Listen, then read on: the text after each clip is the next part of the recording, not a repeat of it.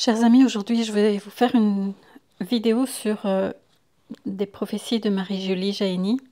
Mais avant de parler de ce qu'elle a reçu du Seigneur et de la Vierge Marie pour notre temps, je vous fais remarquer d'abord que c'est une stigmatisée comme Padre Pio, qu'elle est née quelque temps avant Padre Pio, qu'elle est morte aussi quelque temps avant Padre Pio, qu'elle a comme âme victime subi, tout comme Padre Pio, la persécution dans l'Église même. Je voudrais ajouter cette phrase que vous voyez ici sur votre écran, qui est une phrase de saint Antoine de Padoue. Lors d'un sermon dominical du 6e dimanche après Pâques, il a dit ces phrases-ci. Le Christ dit « Je suis la vérité ». C'est dans Jean 14, chapitre 14, verset 6. Celui qui prêche la vérité professe le Christ. Et cependant, ceux qui taisent la vérité en prêchant nient le Christ. La vérité engendre la haine, ça c'est une citation qu'il fait de Terenzio, et c'est pourquoi certains, pour ne pas encourir la haine de certaines personnes, couvrent leur bouche du manteau du silence. S'ils prêchaient la vérité, s'ils disaient les choses telles qu'elles sont, comme l'exige la vérité elle-même, et comme l'ordonne expressément l'Écriture sainte, ils encourraient, si je ne me trompe, la haine du charnel, et peut-être que cela les chasserait de leur synagogue. Puisqu'ils suivent l'exemple des hommes, ils craignent le scandale des hommes. Alors qu'il n'est pas permis de renoncer à la vérité par crainte du scandale. Donc certaines personnes aujourd'hui, par crainte du scandale, n'osent pas dire la vérité sur ce qui se passe dans l'Église.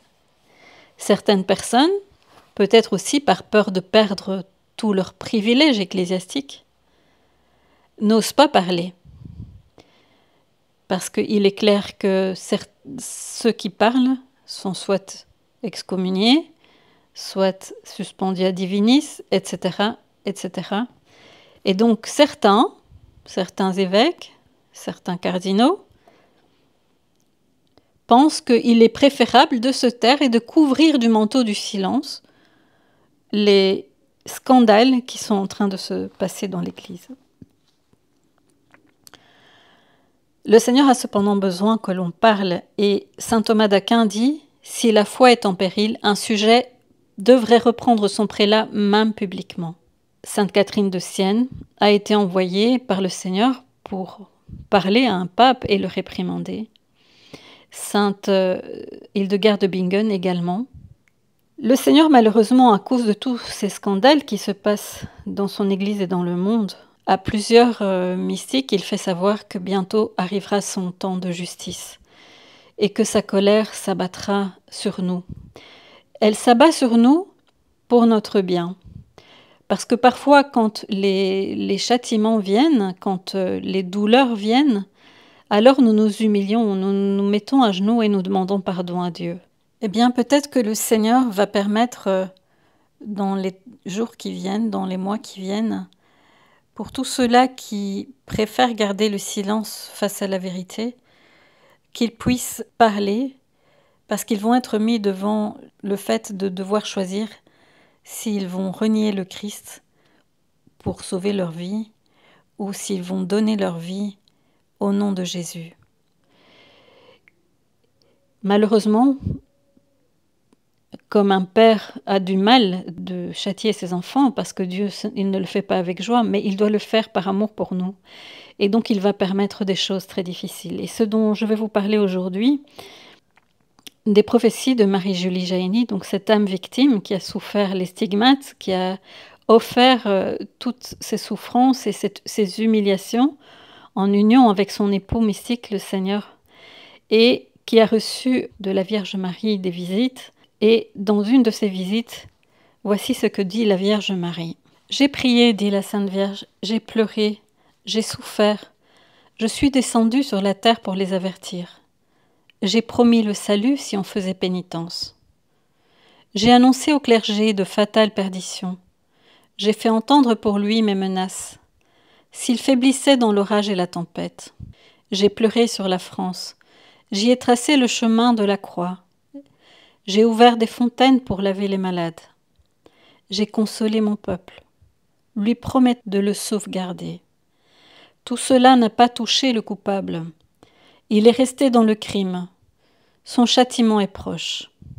C'est Jésus qui parle. J'ai renouvelé bien des fois, dit le Seigneur, le secret de l'humble fille de la montagne. Ma sainte mère portait l'instrument de ma passion. Elle répétait « Les plantes chrétiennes seront si clairsemées que la terre ressemblera plutôt à un désert qu'à une terre habitée par des chrétiens, qui sont si nombreux pourtant. Il y aura si peu de monde resté dans ces contrées qu'un grand nombre d'églises ne seront plus occupées, même par une seule âme. Ce sera selon les contrées et selon les progrès de l'iniquité. Rappelez-vous mes graves paroles sur la montagne de la Salette. Le prêtre n'est plus humble et n'est plus respectueux. J'ai encore à mes yeux, dit la Sainte Vierge, la trace des larmes que j'ai répandues à pareil jour, en voulant apporter à mes enfants la bonne nouvelle, s'ils se convertissaient, mais la triste nouvelle, s'ils persistaient dans leur iniquité. On a fait peu cas de ce que j'ai révélé. Mes enfants, quand je me rappelle depuis le jour où, sur la sainte montagne de la Salette, j'ai apporté mes avertissements à la terre menacée, quand je me rappelle la dureté avec laquelle on a reçu mes paroles, pas tous, mais beaucoup, et ceux qui auraient dû les faire passer dans le cœur de mes enfants avec une confiance immense et une pénétration profonde, ils n'en ont pas fait cas, ils les ont méprisés, et pour la plus grande part, ont refusé leur confiance. Eh bien, je vous assure que toutes ces promesses, mes secrets intimes, vont se réaliser. Il faut qu'ils passent visiblement. Quand je vois ce qui attend la terre, mes larmes coulent encore. Quand la terre aura été purifiée par les châtiments de ses crimes et de tous les vices dont elle s'est revêtue, de beaux jours reviendront avec le Sauveur choisi par nous, inconnu de nos enfants jusqu'ici. Elle parle ici du grand monarque. Dernièrement, j'ai bien souffert. Quand de saints pasteurs prêtres ont voulu que les dernières lignes de mes secrets, sur la montagne des douleurs, soient connues de tout mon peuple, d'autres pasteurs se sont révoltés. Elle continue. J'ai eu la douleur de voir remiser sous scellé ces dernières pages qui auraient dû être livrées au monde. C'est parce qu'il est grandement question des pasteurs et du sacerdoce qu'on s'est révolté, et qu'on a replié les dernières pages de ce secret divin. Comment voulez-vous que les châtiments ne tombent pas sur la terre? On va jusqu'à envelopper mes dernières paroles sur la sainte montagne et à les faire disparaître, jusqu'à faire souffrir ceux qui se sont dévoués pour cette sainte cause, avec la joie de me glorifier dans cette solennelle prédiction. C'est parce que ces dernières lignes sont toutes au sujet du sacerdoce, et c'est moi-même qui les ai prononcées et révélées. Je montre comment on sert mon Fils dans les saints ordres et comment on vit son sacerdoce. Ici, je fais une aparté, une petite pause par rapport au texte que je viens de vous lire pour faire une annonce importante par rapport à ces messages de Marie-Julie Jaini sur la guerre civile qui s'en vient en France. Quand exactement, seul le Seigneur le sait. La tension est déjà perceptible. Tout en gardant notre paix, nous devons nous préparer. Et préparer surtout ceux qui seront les plus concernés. Et vous allez l'entendre très concrètement dans les messages que Marie-Julie va donner. Ce seront les religieux, les religieuses et les prêtres. Les couvents seront les cibles des ennemis de l'Église.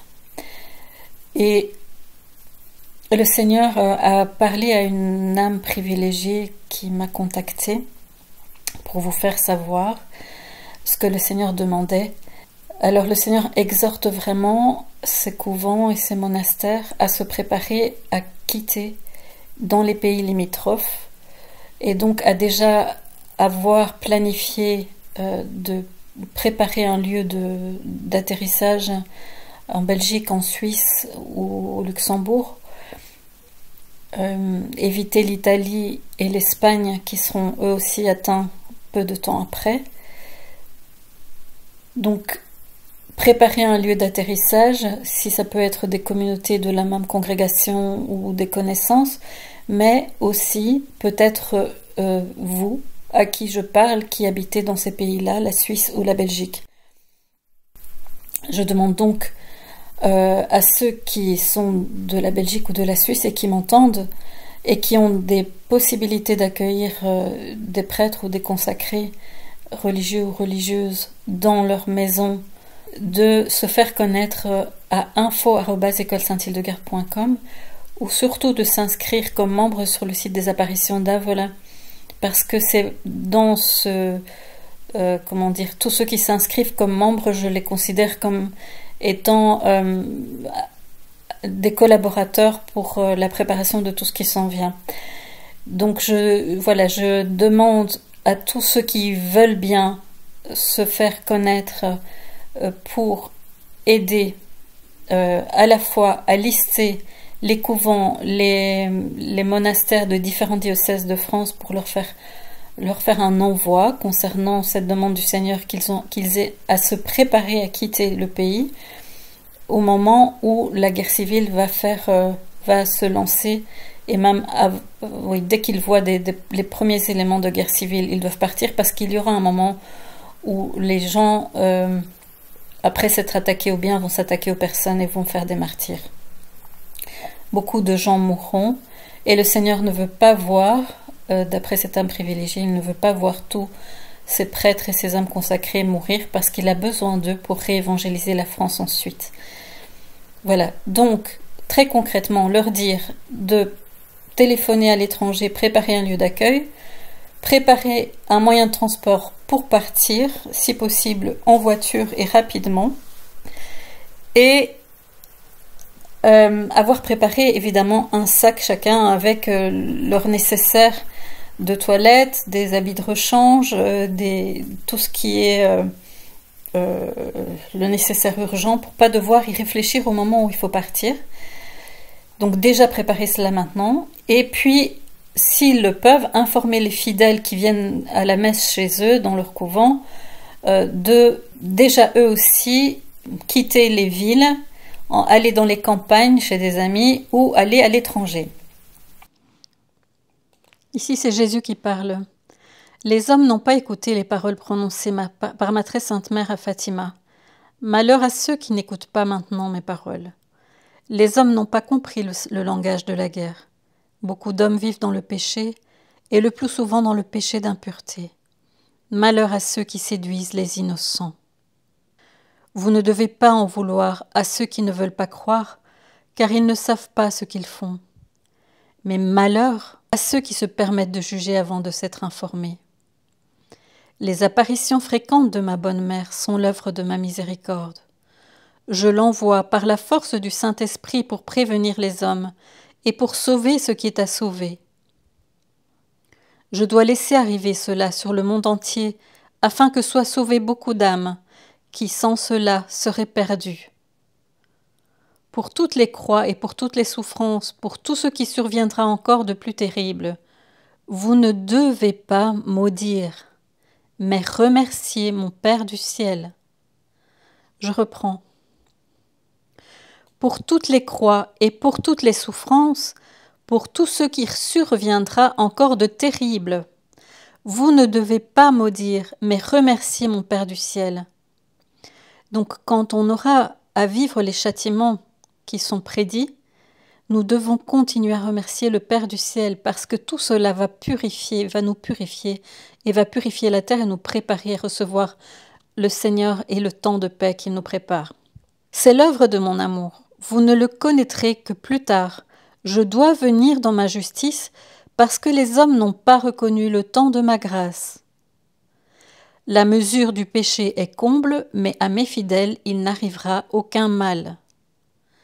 Je viendrai sur le monde pécheur dans un terrible roulement de tonnerre, par une froide nuit d'hiver, un vent du sud très chaud précédera cette tempête et de lourds grêlons fouilleront la terre.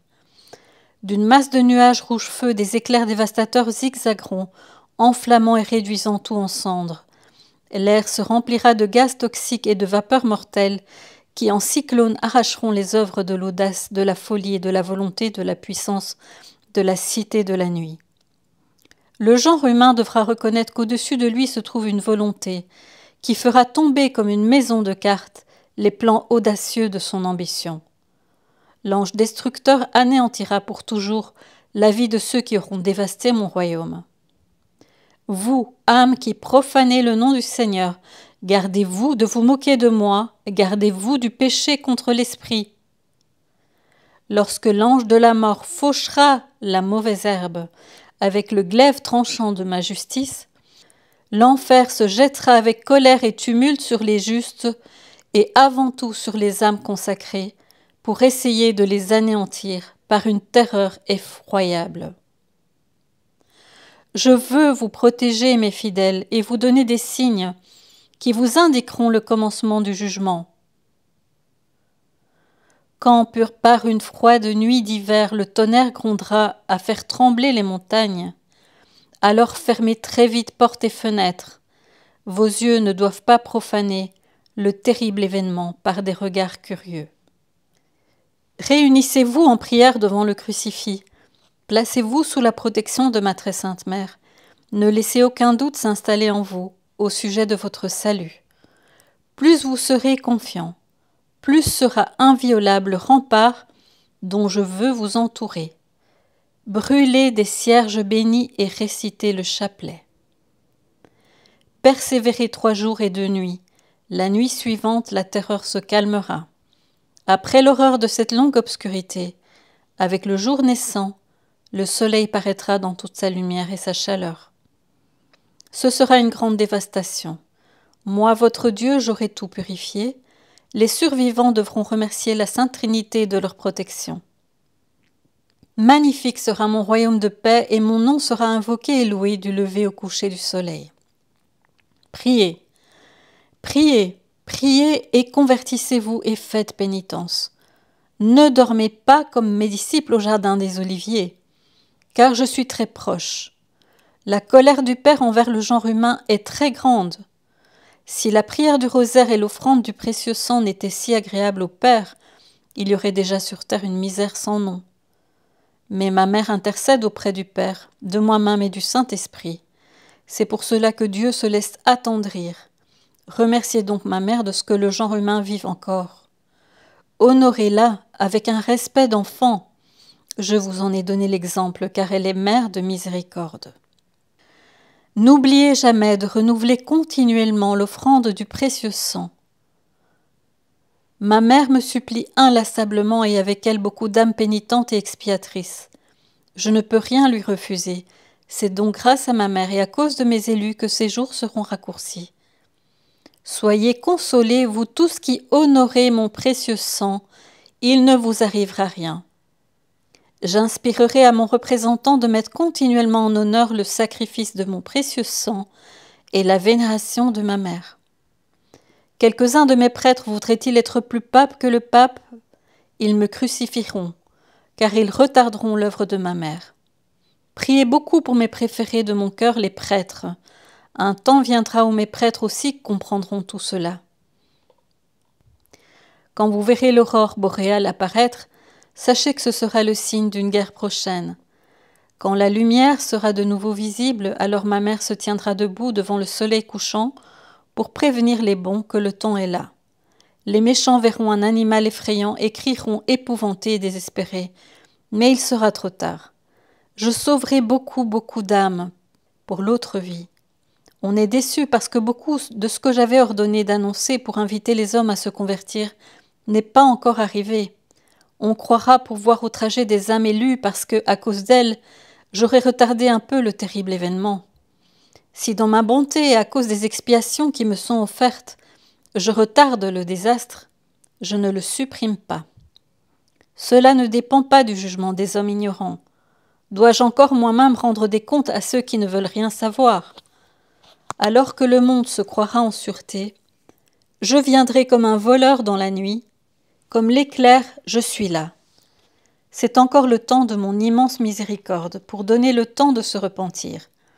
Soyez prêts et en état de grâce, alors vous serez en sécurité sous ma protection et celle de ma mère.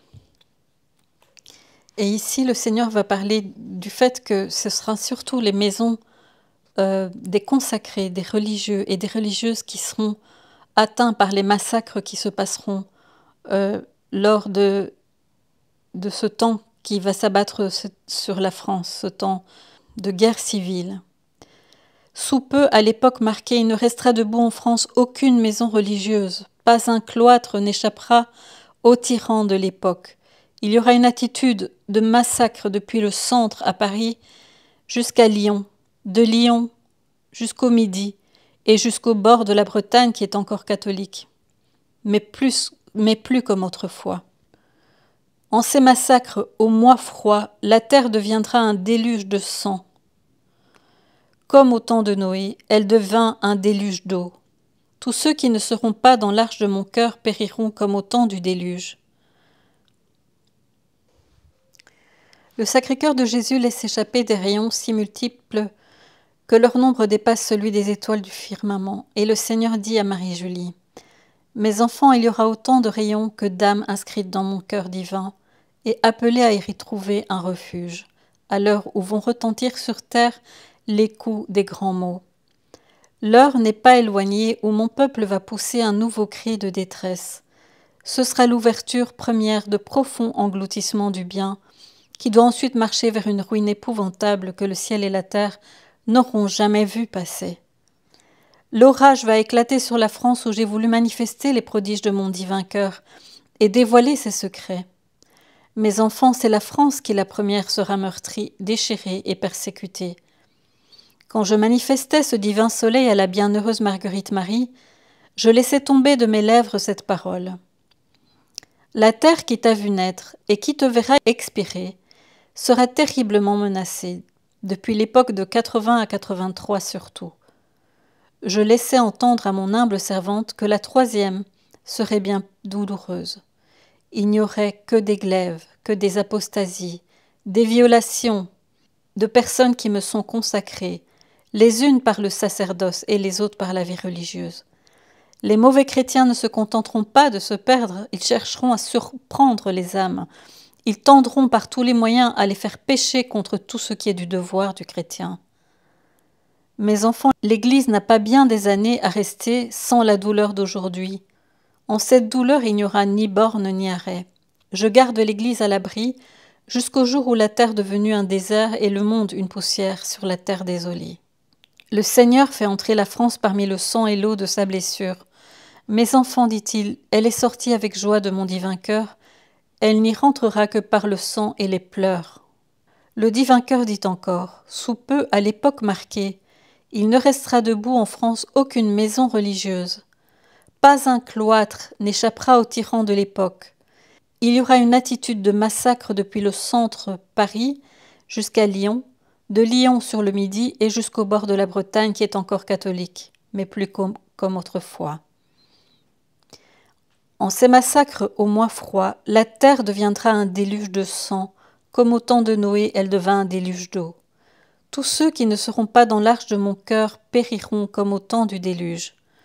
Je lui disais encore à Marguerite Marie, moi-même je choisirai, je ferai nommer le véritable consolateur de mon peuple et de l'Église, celui qui reconstruira mes temples incendiés sous la violence d'une grande guerre civile, bien qu'elle ne sera pas longue. Je ne peux, dit-il, nommer autrement que guerre civile, cette guerre à laquelle la France sera livrée.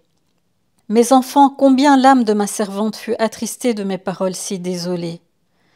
Elle ne me répondit que par un soupir. « Seigneur, je prierai pour cette France, en la demeure où vous m'aurez introduite avec vous. » Mes enfants, aujourd'hui, si peu d'âmes me demandent mon amour, si peu de cœurs me servent fidèlement.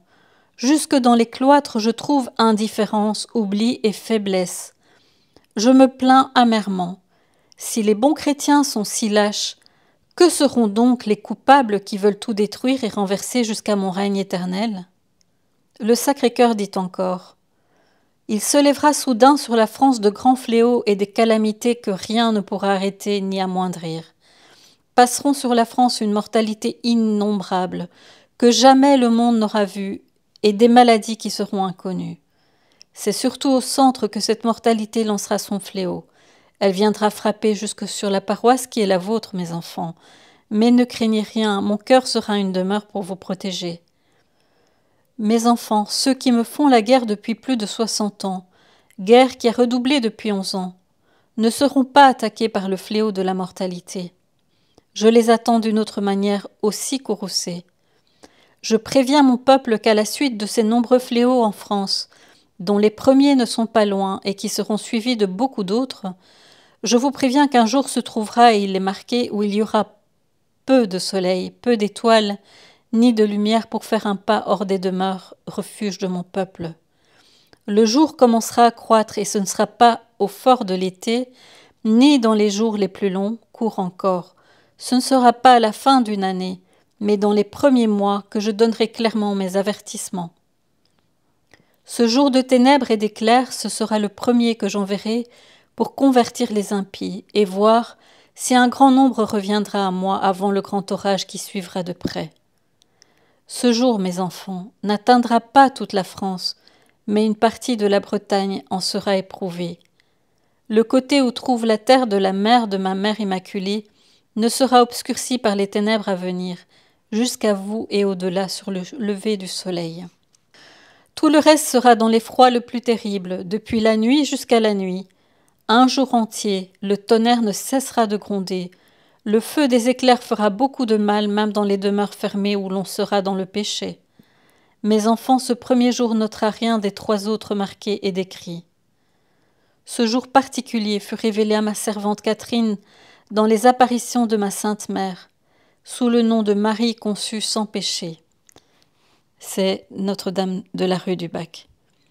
Ce jour se trouve noté dans 5 petits rouleaux bien fermés de la sœur Saint-Pierre de Tours. Ce rouleau restera dans le secret jusqu'au jour où une personne de Dieu portera sa main prédestinée sur ce que le monde aura ignoré, jusqu'aux habitants de ce cloître. Ensuite, c'est la Vierge Marie qui vient se confier à Marie-Julie Jaini, habillée en noir, en deuil. Je vous salue, mes enfants, de mon cœur de mère et de toute ma tendresse, je viens établir mon trône au milieu de vous. Merci, bonne mère, nous aussi nous vous saluons du fond de nos cœurs. Mes enfants, ne soyez pas attristés. Si vous me voyez descendre ainsi revêtue d'un deuil complet, pas une parcelle de son vêtement ne porte de la blancheur, ni aucune couleur réjouissante.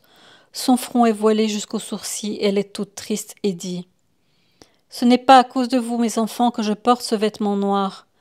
C'est à cause... » Son cœur bat de douleur, je le vois bien.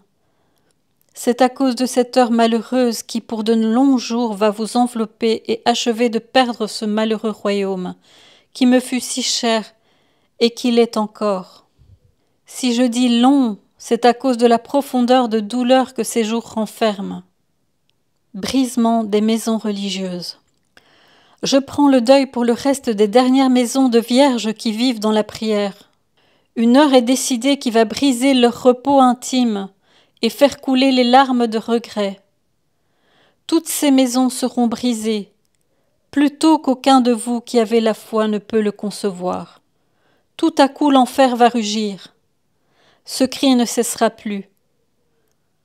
Les ministres de mon fils seront renvoyés de leur demeure et dispersés au milieu du peuple.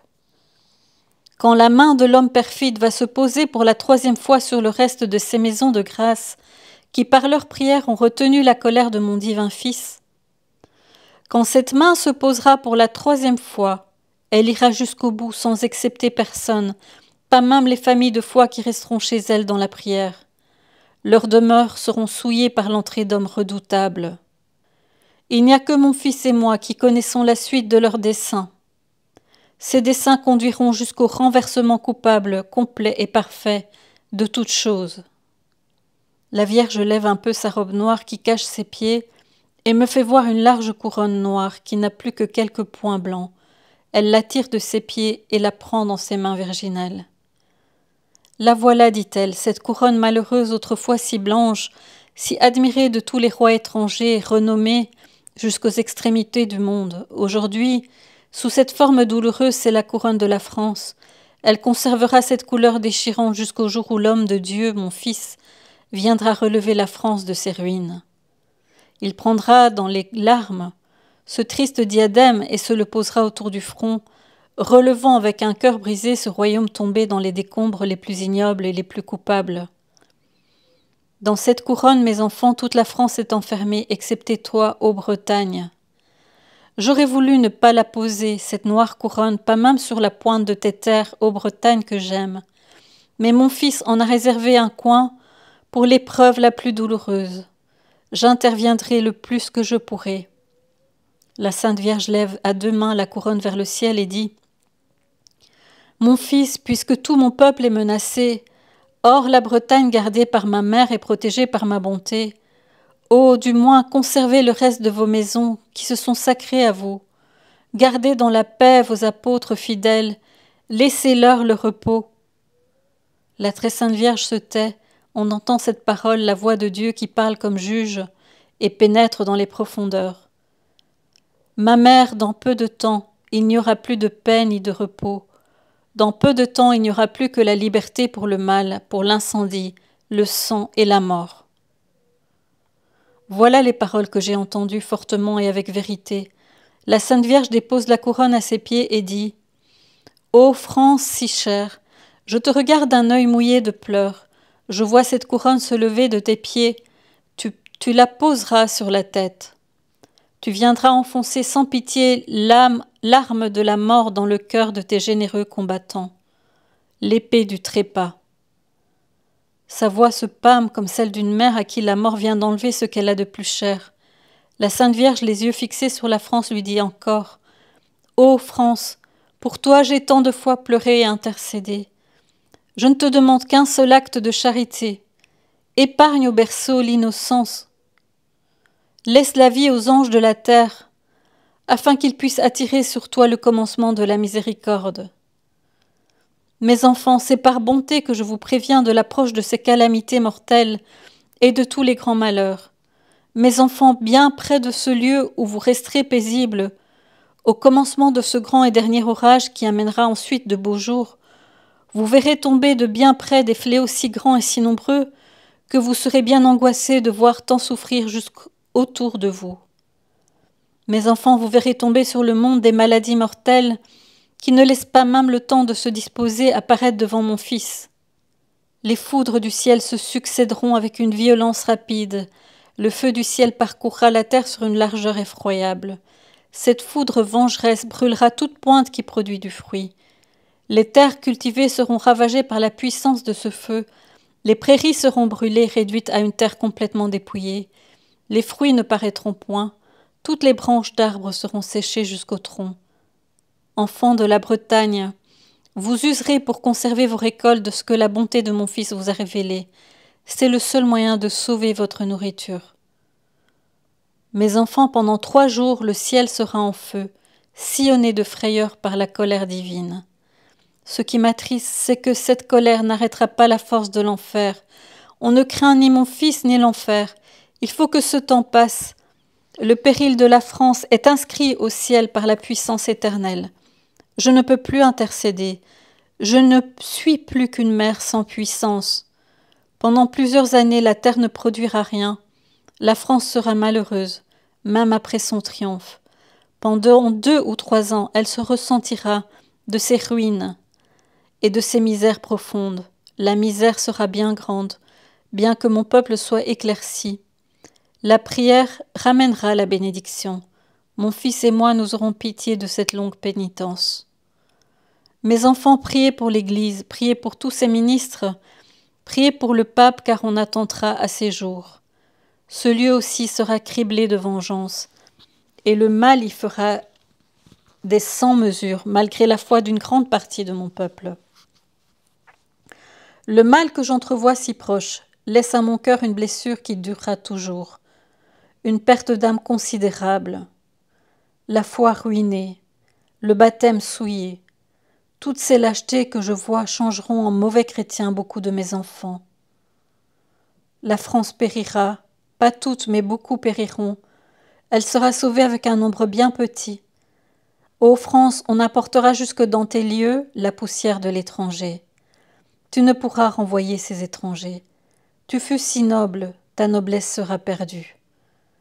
J'ai vu tout passer sur terre, Jamais, je vous le dis avec un cœur de mère, jamais je n'ai eu sous les yeux l'attente de pareils crimes, de pareils malheurs. Violations, sacrilèges, attentats. C'est dès aujourd'hui que je vois toutes ces peines. Oh, priez, mes enfants. Je m'arrête sur ces douleurs. Reposez-vous, mes enfants. Alors, les messages maintenant que je vais lire de Marie-Julie Jaini sont des choses bien plus concrètes de ce qui va se passer durant cette guerre civile en France. Parce que Marie-Julie Jaini a reçu beaucoup de détails précis qui nous aideront à discerner le moment où ces choses arrivent. Alors la semaine qui suit ce 29 juin est une semaine de crise, comme il y en a peu dans l'histoire, inattendue pour beaucoup et décisive. Elle marque la rupture avec la Constitution française et met fin à la période d'attente. C'est un grand cri qui part de l'Assemblée nationale. La voie est ouverte, tout à coup le cri de mort partira de sous les voûtes de la salle périssable, c'est-à-dire la Chambre des députés. Ce cri retentira, il n'y a plus de loi. Livrons tout au désordre, la liberté est sortie du lieu où se tient l'Assemblée. Durant l'espace de plusieurs jours, ces écrits ne retentiront que là au centre. Donc à Paris, dès que le bruit aura circulé dans toute la France, ce sera un grand mouvement, ce sera la France tout entière livrée à ces mots, ou plutôt tombée dans l'abîme insondable, tant le mal l'a creusé. Il n'y a plus de fondements, ils sont ébranlés.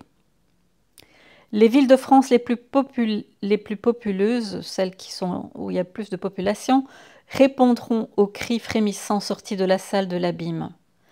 De là, ce cri parcourra le pays jusqu'à cette ville de Bretagne dont nous sommes proches. Ça doit être Nantes. Le cri de la Révolution éclate à Paris. Il est entendu dans la France entière. En quelques jours, la France est plongée dans des maux qui ne peuvent plus être arrêtés. Les Parisiens n'auront que quelques jours pour fuir la grande ville. Le 9 mai 1882, La Voix dans le Soleil ajoute « Lors de cette heure terrible, les étrangers, dont le désir est rempli d'une violence qui ne se possède pas, les étrangers seront maîtres en France. Dès la nouvelle du fatal événement, leurs oreilles ne seront pas sourdes. La voix de Dieu fait voir l'envahissement prochain et complet de toutes choses. Les puissants, ceux qui ont le plus d'autorité, se trouveront soudain réduits sous l'autorité du grand nombre. La parole de Dieu sera submergée sous les eaux corrompues du péché, sous la malice qui pleut du cœur des hommes, qui pleut plus fort que la pluie dans l'orage. N'attendez rien de celui qui règne comme roi, c'est-à-dire le président de la République, et qui aujourd'hui est assis dans le même fauteuil que les autres, fauteuil qui ne porte aucune marque d'un pouvoir spécial et plus grand. Sa pensée est accordée à la pensée des autres et sa parole à leur parole, sa volonté à leur volonté, sa puissance et ses pouvoirs ne sont pas plus que ceux de celui qui est le dernier. N'attendez rien de ce côté. N'attendez rien de ce côté, il ne mérite pas plus de respect que tout le reste. Dans la tempête, sa voix criera aussi fort que les autres, contre tout ce que Dieu a établi. Il n'y a pas de fermeté en lui, ils l'ont mené, ils l'ont dirigé. Voilà le portrait de cet homme, c'est un poteau debout. Plaignons-le, mais n'y pensons guère. Pour ramener le roi choisi et destiné par Dieu, il faut que tous ceux qui sont à présent soient balayés. Il y aura 4 à 7 semaines de révolution. Le prochain commencement de la mortelle crise révolutionnaire. Ce commencement durera 4 semaines. Ni un jour de plus, ni un jour de moins. Mais l'étendue en sera immense. Le nombre de ceux appelés meurtriers du peuple sera d'une immensité inconcevable. Pendant cette lutte première, en toute l'étendue de la France, il y aura liberté pour tout. Il n'y aura plus de captifs retenus pour crime. La liberté sera en toute son étendue. Pendant 1 mois ou 5 semaines, la flamme va même jusqu'à 2 mois moins 1 semaine, tout sera livré, il n'y aura plus de paix. Les maisons qui renferment d'infâmes criminels, c'est-à-dire les prisons, seront ouvertes et autant de liberté leur sera donnée qu'ils en voudront. Ce seront des tigres dévorants, lancés exprès, en France, sur le peuple de l'Église et sur ses chefs. Tous les pillages seront ouverts, et l'Église perdra sa voix dans ce premier coup que la flamme appelle le son fatal des douleurs. Chers amis de Dieu, dès que eux, les hommes du pouvoir, vont avoir lancé l'étincelle qui produira un feu aussi étendu que la terre du royaume qui doit subir cette terreur, ils se retireront à l'abri de l'orage et laisseront toutes les portes de la France ouvertes. Donc le gouvernement, les hommes du pouvoir vont s'enfuir. Tous pourront y pénétrer sans défense, puisqu'elle va être livrée à la merci de tous les peuples, de tous ceux qui voudront emporter le pouvoir de la terre française. Quand ils vont, ces hommes si coupables, avoir tout déclaré, tout livré, ils se tiendront ensuite comme n'étant plus rien. C'est à ce moment que le bruit sinistre sortira du centre, ce sont les voix acclamantes de l'heure sanglante. Les gouvernants d'alors s'enfuiront pour se mettre à l'abri, laissant les portes de la France ouvertes. Elle va être livrée à la merci de tous les peuples. La révolution dure 4 à 7 semaines. Une brève accalmie, 1 ou 2 mois peut-on déduire des durées annoncées, se dessine ensuite avant l'entrée dans une seconde crise. Un repos fort court suivra cette grande entrée dans le mal qui sera complet surtout au centre et dans les environs. Les débuts de la Révolution, la guerre au peuple. Dès que la France est sous la loi de l'enfer, il ne faut qu'une semaine avant la guerre à l'Église et au peuple. L'importante révolte des populations contre cette loi ne va pas la faire retirer, mais va bien au contraire entraîner une réaction encore plus forte du gouvernement. C'est la guerre au peuple, annoncée dans nombre d'extases. La violence de cette réaction et la détermination des autorités s'expliquent par le fait que les ennemis de Dieu sont de loin les plus nombreux, que la liberté est maintenant effective, vidant les prisons, encourageant les prisonniers à profiter de cette liberté, et puis parce que le règne de Satan a débuté. La puissante réaction des autorités s'explique également car, bien qu'en petit nombre, des âmes fidèles à Dieu restent fortes. Le Seigneur dit que les âmes qui par leur fidélité procurent à Dieu une immense gloire, ces âmes resteront nombreuses malgré les menaces et les poursuites vengeresses des hommes. C'est ce qui reste à Dieu de consolation alors que l'irreligion fait la guerre au Seigneur et aux lois chrétiennes. Ils réussiront jusqu'à un certain point, car rien n'est capable d'arrêter les vengeances terribles des cœurs irréligieux. Seule la puissance de Dieu peut arrêter le cours de tant de forfaits préparés. Après la sombre semaine du 29 juin, les noirs projets de l'enfer pour le 14 juillet voient le jour. D'importantes festivités ont été préparées pour cette date et surtout des décisions capitales prises. C'est aujourd'hui le grand jour où l'on déclare la guerre à l'Église, où on la suspend au fond des cœurs. Mes enfants, dit le Seigneur, ce jour d'aujourd'hui, le 14 juillet, coûtera cher à ceux qui l'auront fêté avec ces jubilations de l'enfer. On fait flotter sur l'épouse de mon cœur, l'Église, cette couleur du sang qui sera versée en abondance dans de nombreuses villes de France, ô peuple ingrat. C'est aujourd'hui le grand jour où l'on déclare la guerre à l'Église, où on la suspend au fond des cœurs. Il ne reste qu'à en signer la réalité. Mes enfants, je suis abandonné, délaissé et renié. Aujourd'hui, je compte une multitude de mes prêtres catholiques et fidèles qui pleurent et gémissent au fond de leur demeure. Si vous pouviez pénétrer au milieu de ces villes débauchées, vos cœurs fondraient de douleur. Mon temple saint est devenu en plusieurs lieux le commencement d'un théâtre avec toutes ses tentures. Du tabernacle, j'entends des cris et des paroles qui font trembler les saints. On se réjouit, on se divertit de plaisirs défendus. On m'oublie et on m'abandonne. Ma divinité sera déchirée, toute ma puissance et mon règne tomberont sous les noires peintures de leurs abominables paroles. Ma très sainte mère subira dans sa dignité de grandes injures par un reniement qui déjà existait contre elle. Mes enfants, voici l'heure où sortiront des lois infâmes. Vous gémirez et moi je pleurerai parce que je découvre la voie des reniements dans les évêques et dans une multitude de prêtres.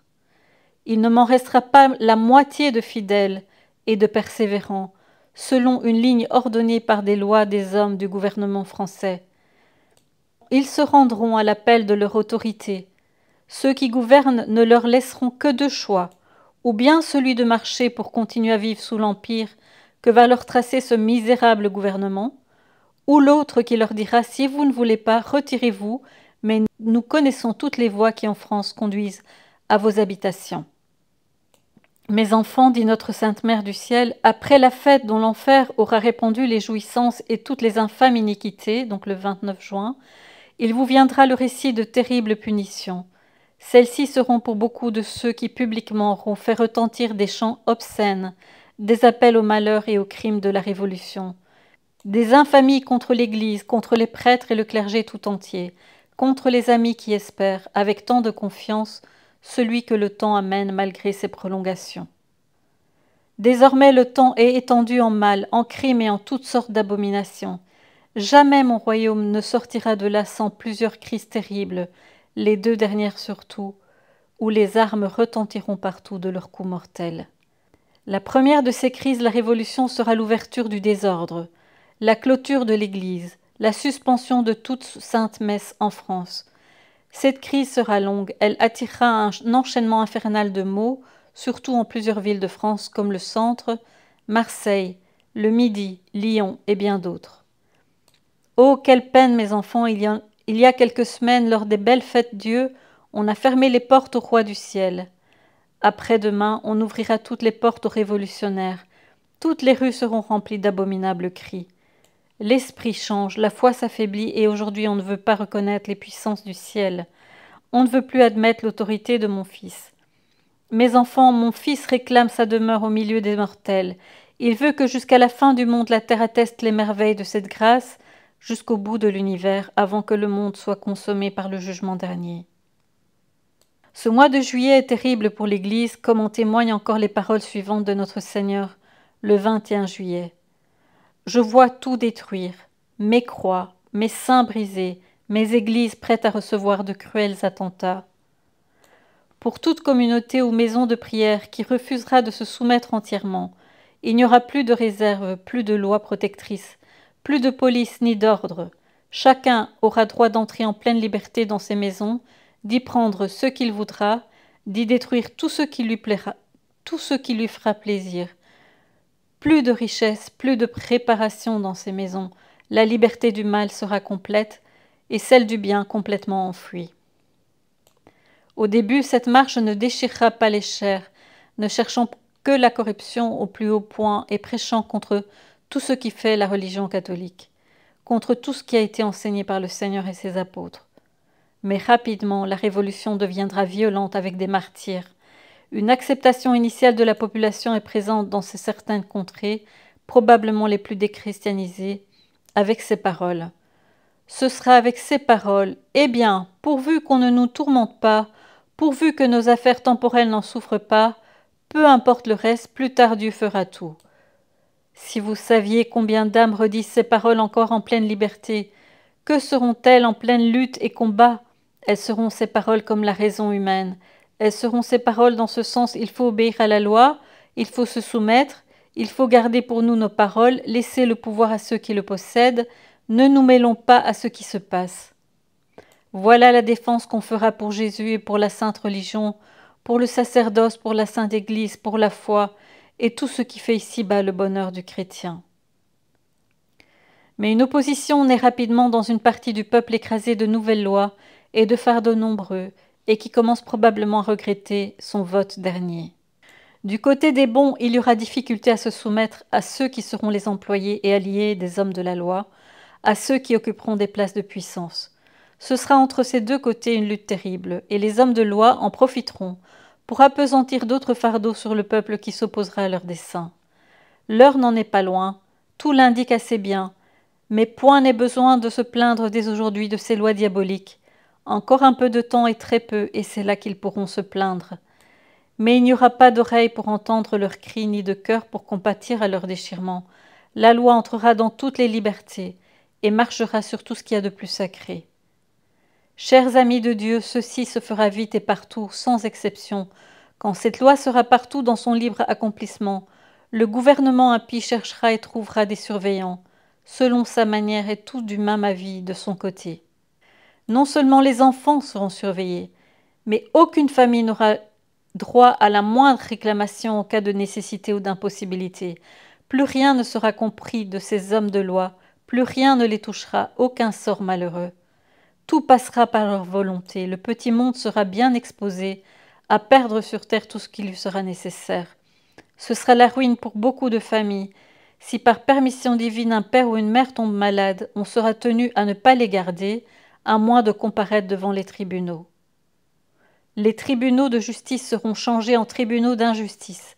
Les juges chrétiens qui jugent selon les bonnes lois n'ont plus que peu de temps à occuper leur poste, qui est selon la vérité. Il y aura sur les épaules du peuple qui sera bien malheureux d'incontestables fardeaux d'abomination dont il ne pourra se défendre. Il faudra qu'il obéisse. En chaque lieu et ville de France, les gens de la loi placeront des armées de surveillants, de 10 à 15 hommes, de 6 à 8 dans les petites contrées, ou encore moins dans les lieux tout à fait étroits. Tout le monde devra se soumettre à cette garde ou subir l'emprisonnement et finir sa vie sous les armes tranchantes. Tels seront les grands jours de la grande liberté. Cette loi infâme sortira avec un grand nombre d'autres. Personne ne pourra s'y soustraire, ou bien la mort au fond des prisons. Dans toutes les maisons religieuses qui n'auront pas encore été livrées à la cruauté des hommes de la loi, avant qu'elles ne soient entièrement dévastées et vidées, on viendra les visiter et se rendre compte de tout jusque dans les coins les plus reculés. Il n'y aura plus dans toutes ces pauvres maisons aucune sécurité chez soi. Après 6 ou 9 semaines à peine de ce régime de fouilles apparentes, le crime s'accomplira sur les petites maisons comme sur les grandes. Il n'y aura plus de maisons religieuses en France.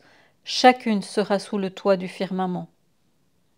Les ennemis vont trouver le moyen, tous les moyens pour exiler les troupes qu'on appelle gardiens de la paix. Ceux-ci seront réduits en plusieurs lieux, avec défense de circuler et d'entrer dans les villes où ils sont encore aujourd'hui et où ils se sont dépensés longtemps. Ce sera le dernier moyen de laisser tout livrer en liberté au terrible pillage. Ce mot liberté va se crier dans toute la France comme il l'a été, mais plus puissamment. Si les portes de la France sont ouvertes au peuple étranger, plusieurs extases expliquent que les forces de l'ordre auront été mises à l'écart, en particulier des endroits où elles auraient été nécessaires pour rétablir l'ordre. Mais cette extase explique qu'il ne faut pas qu'elles empêchent l'expression de la grande liberté. Tous les ouvriers dont l'emploi fournissait chaque jour une occupation qui les empêchait de se livrer au mal, les desseins de ceux qui dirigent la France ont résolu d'enlever à l'ouvrier tout travail et tout emploi. Mes enfants, il ne va plus y avoir de repos. Nuit et jour, les coureurs se livrent au mal. L'incendie, l'affreux assassinat. Ils vont user de la poudre violente qui réduit en lambeaux les murs les plus solides bâtis sur terre. De la place où j'étais, je vis à travers le grillage une immense populace dont je n'aurais pu compter le nombre. Cette populace se remuait fortement. Pas un seul de cette populace ne paraissait avoir une étincelle de paix. Leurs bras découverts du poignet au coude portaient une horrible peinture qui me jetait dans l'effroi. Notre Seigneur me dit que c'étaient des hommes de différentes sectes réunis ensemble, des hommes de différents partis. Cette peinture sur leurs bras, c'était le sang des chrétiens. Après le grand sacrifice douloureux, ce sang conduira à une fin heureuse et pleine de récompenses. Il me dit qu'à peine serais-je sorti de la terre pour régner avec lui, alors cette populace affreuse se mettrait à l'œuvre sans tarder, et que des heures très courtes s'écouleraient entre le temps où je serais monté vers lui, elle est morte en 1941, et le terrible sacrifice des chrétiens de la terre. Il me fit remarquer que si les figures de cette populace étaient affreuses, c'était à cause des iniquités qu'elle nourrit dans son cœur pour les lancer bientôt sur le royaume et sur tous les chrétiens. Mes enfants, ce qu'il y aura de plus douloureux dans le triste passage de la justice de mon fils, ce sera de voir l'apostasie des chrétiens en présence des impies coureurs. Mais cette apostasie ne sera pas le fait de tous les chrétiens. Je ne comprends pas ce mot, dit Marie-Julie. Mon serviteur le comprendra. Les impies coureurs sont déjà en pleine liberté. Ils feront régner leur pouvoir d'une manière qui fera frémir. Ces faux Christ ne tarderont pas à parcourir les villes, les bourgades et les campagnes, toutes les contrées. Mes enfants, voilà donc ces faux Christ, laissez-moi vous en faire la peinture. Mon divin Fils le veut. Les impies coureurs, enfants de Satan, porteront des croix véritables qui auront à souffrir de la méchanceté de ces cœurs impies. Avec ces croix, un instrument barbare, instrument de mort, ils diront aux chrétiens « Voilà la croix, signez de votre sang que vous êtes de notre parti, reniez votre foi et votre baptême. » Les croix seront déposées à terre et celui qui refusera d'obéir sera presque sûr de périr. Voilà le plus grand des crimes. Ceci sera comploté en secret. Je le dévoile pour que vous ne soyez pas surpris. Si mes enfants sont fermes sur leur foi dans leur réponse, cette parole sera capable de rendre doux le cœur de l'impie coureur. Du côté des bons, il y aura difficulté à se soumettre à ceux qui seront les employés et alliés des hommes de loi, à ceux qui occuperont des places de puissance. Ce sera entre ces deux côtés une lutte terrible. Les hommes de loi en profiteront pour appesantir des fardeaux sur le peuple. Mon calvaire sera détrôné ignominieusement. L'inscription attachée au-dessus de ma tête sera effacée et reproduite sous des paroles révolutionnaires. Lors de l'immense douleur, on placera cette inscription sur le front des chrétiens, puis on fléchira devant eux les genoux. On les forcera d'abjurer la foi. S'ils persévèrent dans la foi, on les traitera comme moi, le roi de mon peuple. On les enchaînera plusieurs ensemble, on les conduira à d'autres, chargés de les exterminer de la manière la plus étrange.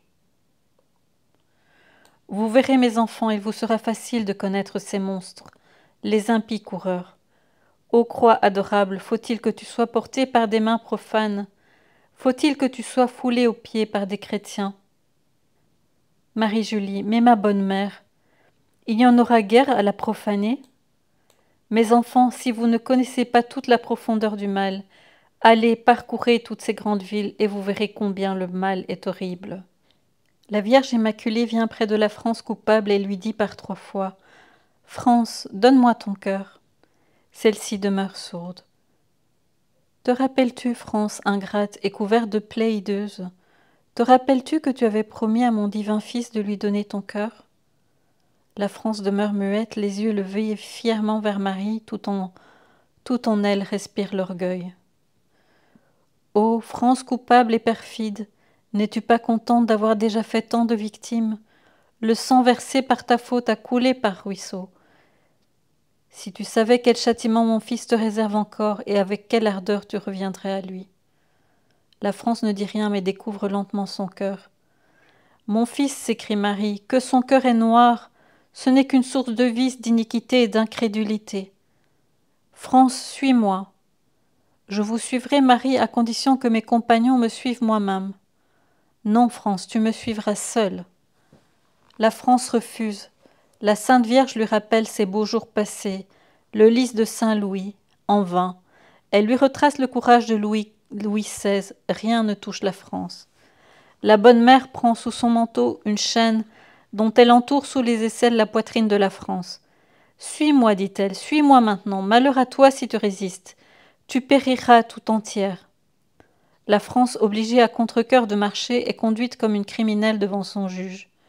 De temps en temps, Saint Michel lui présente sa bannière du Sacré-Cœur, mais elle refuse. « Arrêtons-nous, dit la France, c'est marcher trop longtemps, je n'en puis plus. » France, tu marcheras quand tes pieds seraient en sang. Ils ont marché dans l'ingratitude. Tu es corrompu de la tête aux pieds. Le ciel est ta seule espérance. J'attends et j'espère encore sur la terre. Quel est ton espoir sur la terre? Marie, en France, il y a encore de la foi. Qui l'a conservée? Ce n'est pas toi. J'ai répandu la foi dans le monde. Comment l'as-tu répandue? Si tu avais pu monter jusqu'à mon fils, tu y serais monté pour éteindre ses lumières. La France tombe sans force devant Jésus, Marie la soutient et la présente comme la fille aînée de l'Église. Jésus la reçoit comme une misérable. Je ne la reconnaîtrai, dit-il, pour la fille aînée de mon Église, que lorsqu'elle aura vidé son cœur de ses iniquités. La France n'est vêtue que de quelques haillons. Pourquoi, ô France, reprend-il, t'es-tu laissé entièrement entraîner à l'incrédulité? Pourquoi rougis-tu d'appeler le ciel à ton secours? Tu savais que tu violais mes lois. Les hommes m'ont trompé. Pourquoi t'es-tu laissé abuser? Ils m'ont bandé les yeux et je les ai suivis. Pourquoi, ô France coupable, as-tu méprisé ma sainte loi? Pourquoi t'es-tu révolté contre elle? Seigneur, je ne me suis point préoccupé de religion, je t'ai laissé à l'écart. Comment ne pouvais-tu redouter mes châtiments? Mon intelligence s'est évanouie, je n'en ai plus, je n'en ai plus. Tu as toute mon intelligence, mais tu l'as fait servir au service du mal.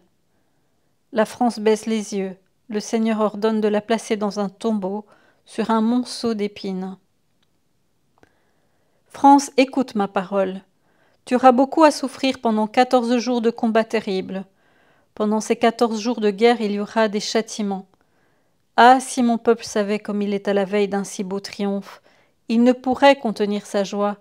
Il prierait chaque jour et par ses prières recevrait des consolations. Ce serait même avant la victoire une marque de reconnaissance. France, en ces jours de combat, ne t'attristes pas, tu ne t'attristeras pas, tu ne perdras pas courage. Quand l'étranger viendra fondre sur la France, c'est par une prière révélée qu'il sera refoulé et dispersé.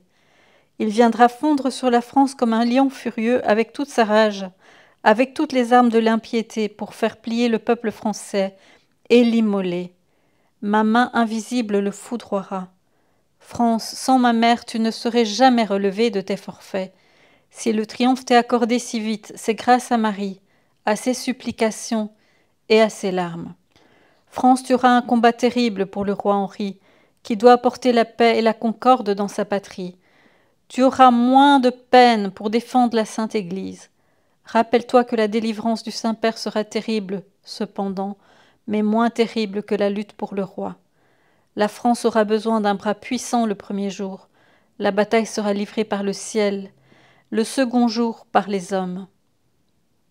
Depuis que la France est fille aînée de l'Église, elle a versé beaucoup de sang et fait beaucoup de victimes. Le jour de sa délivrance sera le plus fatal, le plus terrible, le plus triste, le plus douloureux qui est passé. Oui, beaucoup d'âmes seront moissonnées par l'effroi et la terreur. France, tu auras de grandes afflictions, au milieu de la foudre du ciel qui grondera et des éléments qui se déchaîneront. France, tu ne rougirais pas d'avoir été si lâche, toi si opulente. Aujourd'hui, dans ta misère, tu viens mendier le pain de chaque jour. Sans moi, tu serais pour toujours enseveli dans un tombeau, et tu ne porterais plus ton nom de France.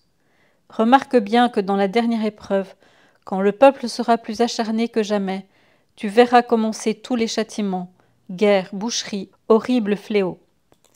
Après, ce sera l'appel au roi.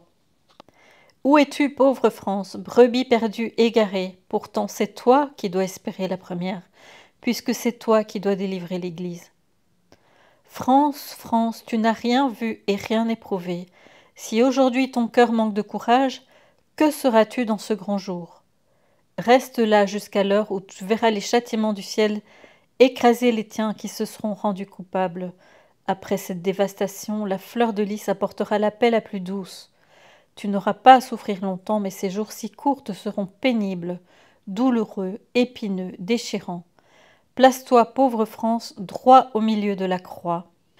Les rescapés de Paris. Mes enfants, dit la Sainte Vierge, quand le crime sera à son plus haut degré, quand les sujets de l'ennemi redoutable vont reprendre leur place au centre, la terreur et la main de mon fils toucheront déjà les murs de cette ville si coupable. Quoi qu'il y ait de bonnes âmes, mais elles seront victimes pour les crimes et les iniquités. Mes enfants, savez-vous le nombre de ceux qui vont échapper à cette infernale guerre meurtrière? Ce nombre, je n'ose le proférer. Mes enfants, tous les chrétiens qui ne se déroberont pas pour se cacher dans des lieux secrets, ceux qui préféreront arroser la terre de leur sang plutôt que de passer dans un pays où règne la paix, le nombre de ceux qui seront protégés est écrit au trône éternel. Quand je regarde ce chiffre, je ne me console plus et mon cœur est percé de 1000 glaives. Mes enfants, il ne s'en échappera pas 100, non, pas 100 au milieu de cette immense ville coupable. Comptez-en 12 de moins, vous aurez le chiffre véritable. Jamais peine pour moi ne fut plus grande. Les hommes vont achever de faire monter à sa dernière limite la juste colère de mon fils, pendant que ces malheureux précipiteront au tombeau tout mon peuple. Alors le monde se trouvera sous la foudre vengeresse du ciel. Mes enfants, le travail du dimanche, bientôt on ne verra plus que quelques chrétiens assister aux offices. Les confessionnaux se videront. Mes enfants, c'est le blasphème qui met l'enfer sur terre. J'ai bien de la peine pour le clergé. Je vois que dans une quantité de plus en plus grande de prêtres, l'esprit faiblit chaque jour. Beaucoup de pasteurs ne sont plus comme l'étaient plusieurs de nos prêtres, résolus à mourir dans l'honneur de leur saint ministère. Puis elle annonce le triomphe de l'Église et de la France. D'abord paraîtra celui que l'on prendra pour un sauveur, mais qui n'est pas l'envoyé de Dieu. Et puis seulement viendra le grand monarque. Quel est son nom répéta plusieurs fois l'abbé. Dieu vous le fera connaître, répondit Marie-Julie. Et puis elle ajouta, il est délice, mon père. La Sainte Vierge tendait les bras à la France en lui disant, souviens-toi des bienfaits de mon cœur et des prodiges de mon divin Fils. Tu t'es endormie, France, dans l'iniquité sous le frein des lois, où l'on veut chasser mon divin Fils et les belles vertus de sa Sainte Mère. Ô France, ma fille, je la réveillerai de son pénible sommeil, et doucement je la ressusciterai avec les prières, les souffrances, la foi et la confiance de mes chers enfants. Avant le grand événement, elle semblera jamais morte à tout sentiment. Ce sera là la lutte du ciel et de la terre. Elle sera courte mais terrible et lugubre, et après mon bon peuple se réveillera, et le Sauveur caché jusqu'ici sortira du Sacré-Cœur avec sa fleur de lys et son noble cœur de Saint-Louis. En même temps, je relèverai tous mes chers enfants élus pour le salut et le triomphe de la France. Priez, priez, priez, mes enfants, ne vous découragez pas, parmi la colère, il y aura de belles merveilles. Quand la terre aura été purifiée, de beaux jours reviendront. Le Sauveur choisi par nous, inconnu de mes enfants jusqu'ici, viendra. C'est une âme bien belle, c'est une fleur spéciale de vertu, et le cœur adorable de mon Fils commence à lui préparer ses nobles dignités. Il viendra au nom du Sacré-Cœur, avec la poitrine décorée de l'adorable cœur de Jésus. Mes enfants, à bientôt. La grâce du ciel sera avec lui, et toutes les ruines seront relevées. Ce sera dans cette troisième crise que viendra le salut. Là sortira du centre de son sacré cœur le salut, ou pour mieux dire, celui qui est destiné à porter la paix. Avec son couronnement, tous les maux finiront, mes enfants. Il descend de la branche de Saint-Louis, mais cette Sodome coupable ne le possède pas. Qui donc est ce grand roi? Marie-Julie a toujours assuré que notre Seigneur et la Très Sainte Vierge lui avaient souvent affirmé que les d'Orléans ne régneraient jamais, le droit et la justice s'opposant à ce que l'on hérite de celui qu'on a assassiné. Elle n'a jamais cessé de dire qu'il descendrait du roi et de la reine martyre, donc, de Louis XVI et de Marie-Antoinette. Le ciel lui a toujours parlé du roi caché, car Dieu ne veut pas qu'on le connaisse, afin que certains prétendants ne puissent tenter de l'assassiner. Laissons donc à Dieu le soin de nous désigner son élu.